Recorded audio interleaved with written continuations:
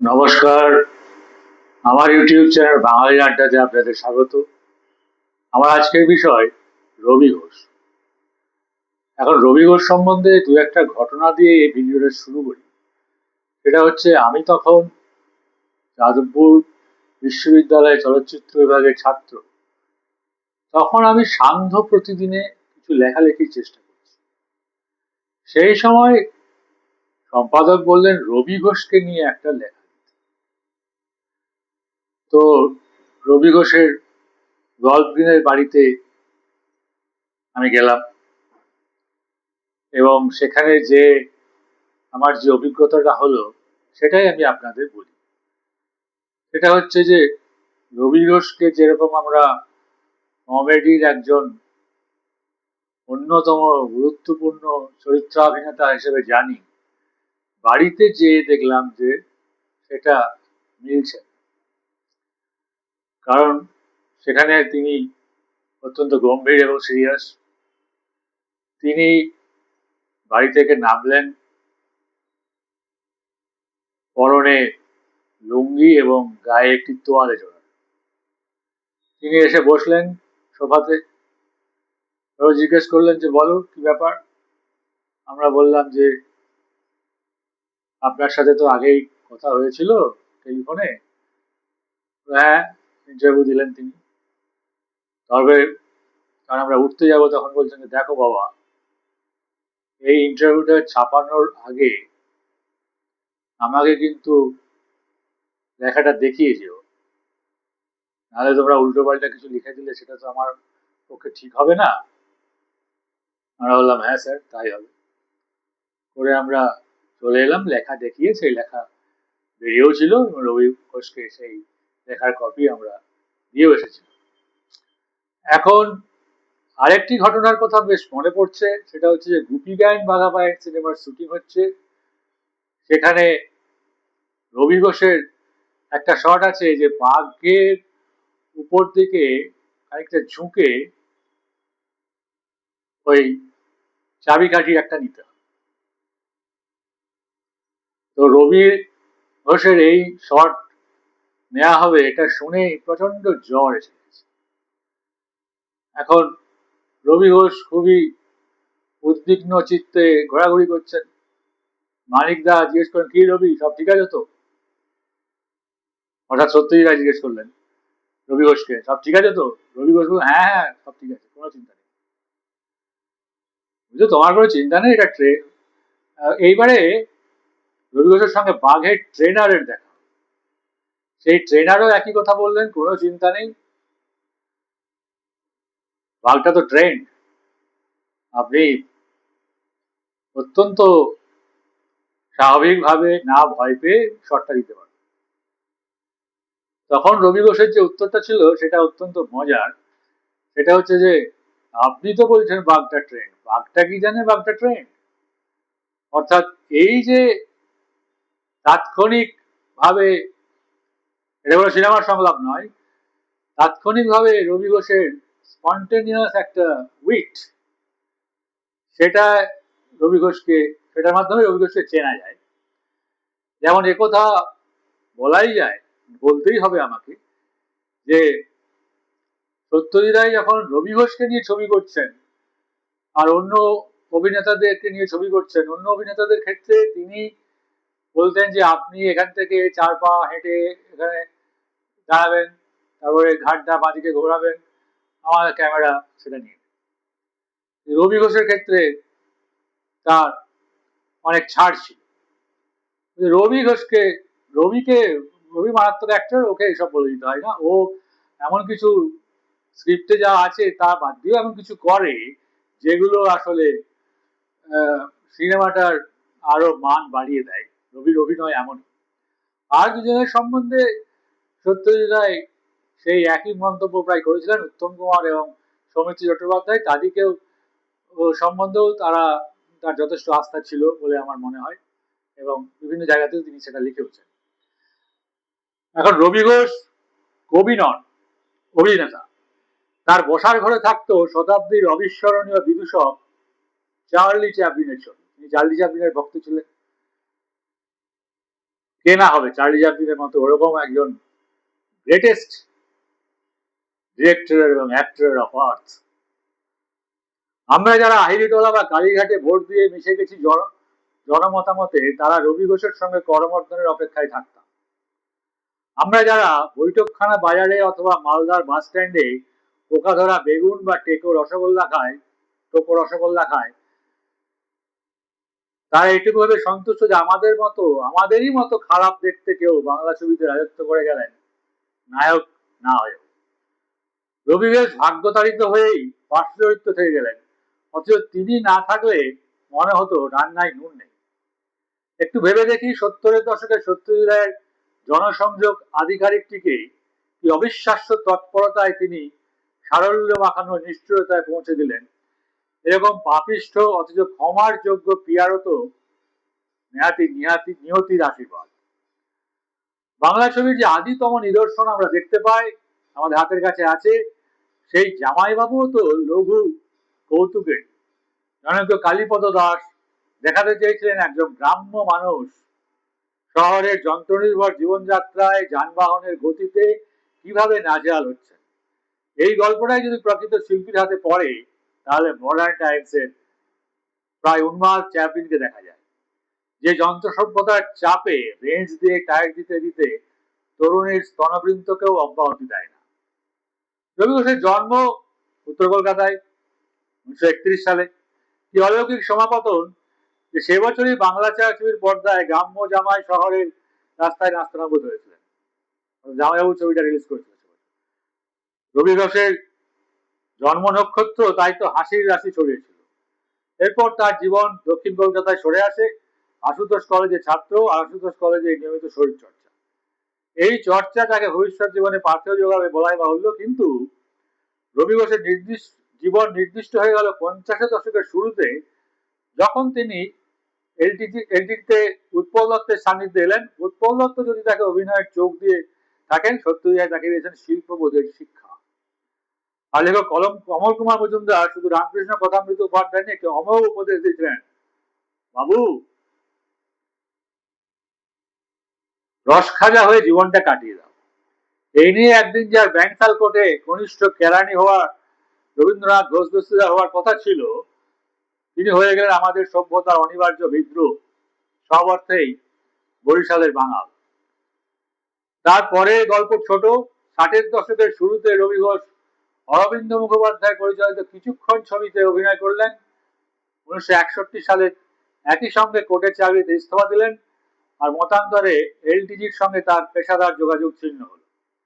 আর 69 সালে রবি ঘোষ যখন সত্যজিৎ রায়ের সঙ্গে বার্লিন চলচ্চিত্র উৎসবে যোগদান করলেন, তার আগের বছরই তিনি বাঘা চরিত্র অভিনয়ের জন্য রাষ্ট্রপতি পুরস্কার পেয়ে গেছেন। আমরাও জেনে গেলাম রবি ঘোষ মানেই হাসি, মেঘলা আকাশের অবসান। অথচ তার নাট্য অভিনয় দেখলে বোঝা যায় তিনি বস্তুত চরিত্র অভিনেতা। গৌতম ঘোষের পদ্মা নদীর মাঝিতে আমিনুদ্দিন নামে যে মাঝিটি বিধ্বংসী ঝড়ে সর্বস্ব খুইয়ে ময়না দিয়ে পাড়ি দেয়, সে কিন্তু কমেডিয়ান নয়। রবি ঘোষের নিজেরও অস্বস্তি ছিল চরিত্র সম্পর্কে, যে তাকে দেখলেই লোকে হাসতে শুরু করবে। অথচ 2-3টে শটের পরেই রবি ঘোষ প্রেক্ষাগৃহে শ্রাবণ মেঘের সঞ্চার করতে পারবেন। অথচ এই রবি ঘোষই তপন সিংহ জানিয়েছেন তার নির্জন সৈকতের ছবির সূত্রে, যে পান্ডার মেকআপ নিয়ে তরুণ রবি যখন ছায়াদেবী ও ভারত দেবীকে প্রায় জোর করে টেনে নিয়ে চলছেন, তখন পুরীর পান্ডারা চোটে আগুন হয়ে গেছিল। এই দলছুট তো তাদের পেশার 12টা বাজিয়ে দেবে। অর্থাৎ এমন মেকআপ নিয়েছিলেন পান্ডার। তপন সিংহের আরোহী ছবিতে রবি ঘোষ একটি ছোট্ট ভূমিকা অভিনয় করেছেন, একজন তাবুত্তাহীন স্টেশন মাস্টার। স্বয়ং সত্যজিৎ রায় ছবিটি দেখে তপনবাবুকে জানান, দেখুন কালী ব্যানার্জিরা রয়েছে, ওদের স্কোপও রয়েছে, কিন্তু দুটো সিনেই রবি কি কাণ্ড করে গেছে। আর নির্বাক যুগের হাসির ছবিকে তিনি যে অন্তরে গ্রহণ করেছিলেন তার প্রমাণ অঙ্গ সঞ্চালনে তার দক্ষতা, অর্থাৎ বডি ল্যাঙ্গুয়েজের ব্যবহার। গুপি গাইন বাঘাবাইন ছবিতে ঢোল বাজাতে, গানের তালে নৃত্য ছন্দ বজায় রাখতে, নিম্নবর্গীয় মানুষের অধিকারকে ধরে রাখতে বাঘাকে যেভাবে হাত পা চোখ ব্যবহার করতে হয়, অনেক সময় সংলাপ ছাড়াই কাজ চালাতে হয়, অথবা অভিযান ছবিতে বাংলার সীমান্তে সমীর চট্টোপাধ্যায়ের ক্লিনার হিসাবে রামাকে যে পরিমাণ হাত পা মুখের পেশি নাড়াতে হয়, অথবা অরণ্যের দিনরাত্রি ছবিতে নগ্ন গাত্রে স্নান করার সময় যেভাবে রবির পেশিসমূহ তাকে একটি স্থানীয় স্থাপত্যে রূপান্তরিত করে, তা মনুষ্য প্রজাতিতে বেশি দেখা যায় না। দেবতারা বোধহয় এরকম ছদ্মবেশেই যাতায়াত করে। রবি ঘোষ যে কি করে বলবেন না কি কাণ্ড করতে পারেন সে সম্বন্ধে সত্যজিৎ রায় বিস্ময় ছিল, আমি আগেই বলেছি। অরণ্যের দিন রাত্রিতে তাস নিয়ে মেমোরি গেম, বড় বড় ঐতিহাসিক নামের পাশে হঠাৎ নির্ভেজাল বেকার শেখর যখন অতুল্য ঘোষ বলে বা খেলার মেজাজকে উপেক্ষা করে, হয়তো একটু হীনমন্যতা থেকেই বলেন, একটু জল খাওয়াতে পারে, তখন যে ছন্দপতনের সূত্রপাত তা কমেডির সেই প্রাণবন্ত। একই ছবিতে যখন শেখর আপাত হীনমন্যতার আবরণ খুলে শর্মিলা ও কাবেরীকে বলেন হ্যাভ এ নাইস ট্রিপ, তখন আমরা রবি ঘোষের অভিনয়ের অনবদ্য টাইমিং দেখে মুগ্ধ হই। অর্থাৎ এছাড়া এই একই ছবিতে যখন রবি ঘোষ, অরণ্যের দিন রাতে ছবির কথা বলছি, বাংলোতে এসে পৌঁছন এবং পৌঁছানোর পরেই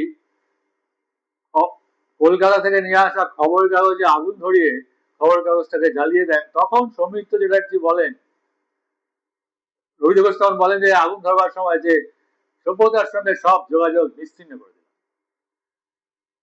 শুভেন্দু সৌমিত্র চ্যাটার্জিকে জিজ্ঞেস করে দেখেছিস ব্যাপারটা, তখন সৌমিত্র চ্যাটার্জি বলে আরে এর জন্যই তো রবি ঘোষকে নিয়ে আসা, ওর যা ইচ্ছে ও তাই করুক।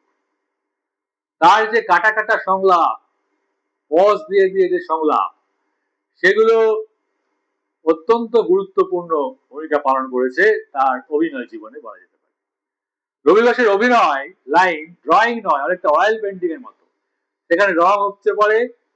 অভিযান ছবিতে যদি যেভাবে খেতে খেতে কথা বলেন বা আগন্তুক ছবিতে গুরু উৎপল দত্তের সঙ্গে যেভাবে কথাবার্তা শুরু করলেন, তা তো অভিনয় জগতে একটা মাইলস্টোন বলা যেতে পারে। স্বয়ং সত্যজিৎ রায় একবার বলেছিলেন রবির শুটিং অত্যন্ত বিপজ্জনক ব্যাপার। কাট বলতে যদি 30 সেকেন্ড দেরি করি তাহলে রবি নিজেই একটা অরিজিনাল ভঙ্গি করে দেবে।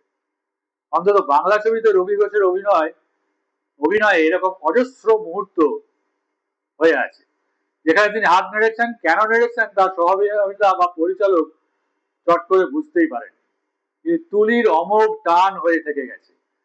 আর উত্তম কুমার তার প্রতি এক নম্র শ্রদ্ধা রেখে গেছেন।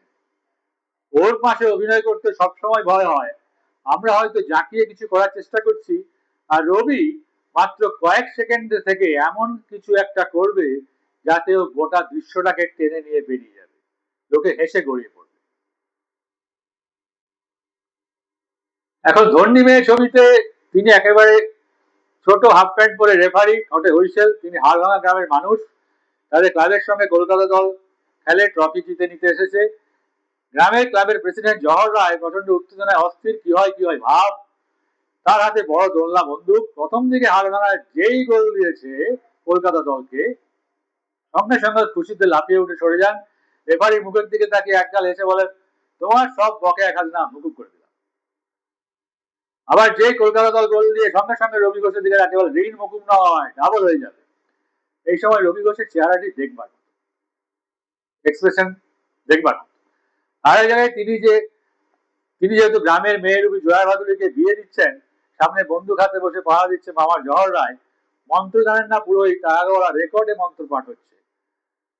খানিক পরে দেখা গেল এটা শ্রাদ্ধের মন্ত্র, কিন্তু এই সময় রবি ঘোষের ঠোঁট নাড়া আর মাতব্বরী হাসি দেখে মনে হয় এসব তার নখদর্পণে। তার উপর তিনি কালা। ব্রজবলী একটি হালকা হাসির ছবি।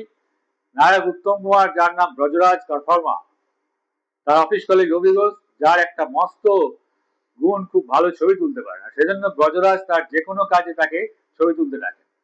ব্রজরাজের মেয়েকে দেখতে এসেছে এক গোবর গণেশ পাত্র তার বাবা। রবি ঘোষ তাদের ছবি তুলছেন আর মন্তব্য করছেন নানা রকম। এখন আমি এই কথাটা আগেই বলেছি, গুপি গায়েন বাঘাবাইয়ের ছবির শুটিং হচ্ছে, পায়ে পড়ি বাঘ মামা এই দৃশ্যের, যেখানে বাঘের ওপর দিয়ে সিন্ধুকের চাবিটা নিচ্ছে। এই দৃশ্যে শুটিং করার সময় রবি ঘোষের জ্বর এসে গেছে। মানিকদা বললেন, কি রবি, সব ঠিক আছে তো? রবি সম্মতি ছিল ঘাড় নাড়লেন। এই সময় বাঘের ট্রেনার এসে বলেন, রবিবাবু বাঘটা ট্রেন্ড, আপনার কোনো অসুবিধা হবে না। রবি ঘোষ বললেন, আপনি তো বলছেন বাঘটা ট্রেন্ড, বাঘটাকে জানে বাঘটা ট্রেন্ড? বাঙালি দর্শকের সঙ্গে রবি ঘোষের সম্পর্ককে আমরা কিভাবে বুঝবো? আজকের দর্শক রবি ঘোষকে কি চেনেন? জনগণের ছবিতে নায়ক তাকে প্রশ্ন করেছিলেন, আপনি গোয়েঙ্কাকে জানেন? প্রশ্নের উত্তরে সম্পূর্ণ নির্লিপ্ত মুখে এবং রবি ঘোষের প্রশ্ন ছিল, আপনি চ্যাটার্জিকে চেনেন? আমরা যারা বিশ্বায়নের পর শুধু দুজনে, আমরা যারা কুইট সফল যুবক ও হাওয়া রূপসী, আমরা যারা ছদ্মবেশে পুতুলের সঙ্গে কথা বলি, রবি ঘোষ কি বিপর্যয়ের পরে উঠে এসে তাদের ভূতপূর্ব মানুষ হিসাবে চিহ্নিত করবেন? রবি ঘোষ একরাশ প্রচন্ড গরমের টাটকা বাতাস। রবি ঘোষ গল্প হলেও সত্যি ছবিতে বলেছিলেন, যখন ওই পরিবারের বড় বউ বলছেন যে রান্না করতে করতে সারা জীবনটা কেটে গেল, তখন তিনি যে অমোঘ দার্শনিক উক্তিটি করেছিলেন সেটি আমাকে বলতেই হচ্ছে।